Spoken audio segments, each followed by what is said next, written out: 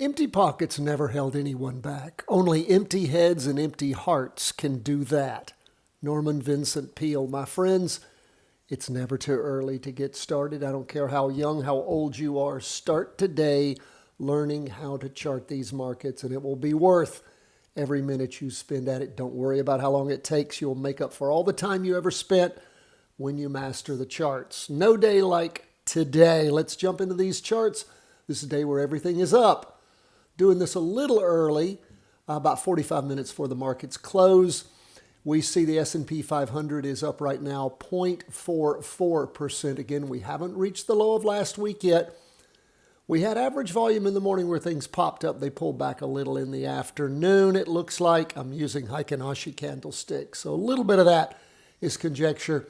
As we look at where we are with the two-day chart, this is the first day of the latest two-day candle. It is a doji.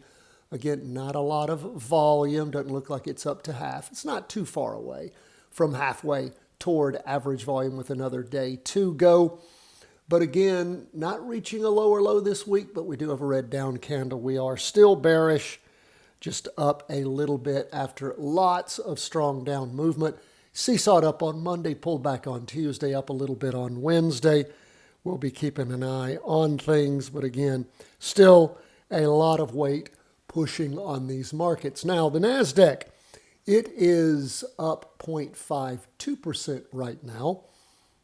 And as we look at things, we see a red spinning top, not average volume yet on the two-day, up in the morning with higher than average volume, lower in the afternoon unless the volume really kicks up in the last 45 minutes. We're going to have a slow afternoon, pulling back, it looks like, a little bit. As we look at where we are for the week, not reaching a lower low yet, but again, still stair steps moving down. So we do have that bearishness pushing on the markets. Now, we look at 20-year U.S. government bonds. They have reached a lower low this week. We see a green two-day candle that's forming. A green candles for the day. Again, like the market, the stock market, we see that we had higher volume in the morning, less in the afternoon. About the same it looks like in the afternoon as far as where things have topped out.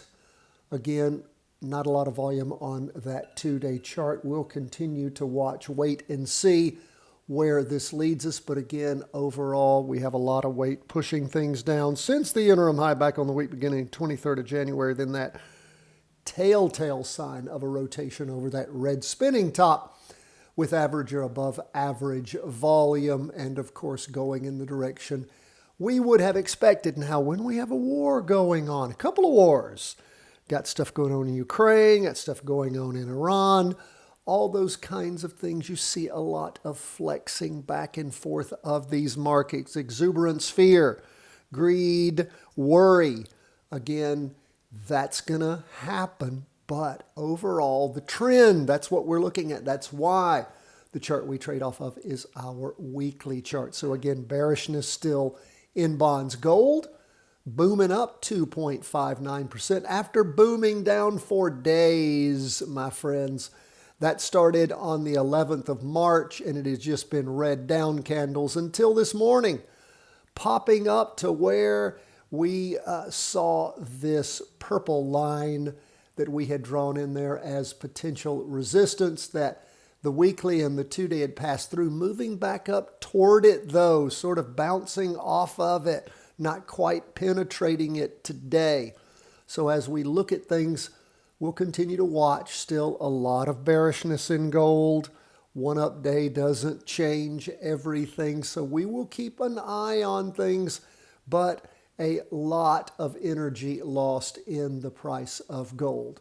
Could it be bottoming out? Sure, anything could be happening, but we got to wait, watch, and see if things actually do build up and do take off. Now, again, as we look back at green candles, we can see where sometimes on this half-day chart, they do show us a bit of a bottom, but just because of one day does not mean that we still have a lot of weight pushing gold down, particularly these last 2 weeks as gold has just hammered on down and things have changed dramatically. Now, let's look at where we are on Bitcoin. I keep saying, is Bitcoin finding a bottom? Well, we had 2 weeks like we had the prior 2 weeks back in January, mid-January, and then things dropped. Bitcoin, again, we've got a doji for the week. Extreme indecision. We don't have a lot of volume pushing that forward. You can see on the 2-day chart a little green candle. See where things are up in the morning, about the same in the afternoon, staying just below that weekly trend line. Again, we'll watch Bitcoin. If it takes off, catches fire, great. If it dies on the vine and drops again, that isn't good for Bitcoin. We do see spots where it could, of course, catch up with itself, where it might drop to. But again, you can see down here, we had a low going all the way back to early August of 2024. That's a chunk of a ways for it to fall to before it might find somewhere to stop, unless it's really plugging the hole right here. So we'll continue to watch Bitcoin, see where it is leading us. Maybe we're building a base. Maybe it's just another fake out. We don't know yet. That's where we are, my friends, as we end the day and we continue to push through this week. We so appreciate you being with us this Wednesday, the 25th of March. 2 more days, and we'll see how these markets continue to move. God bless. All the best from the whole team at Charting Wealth.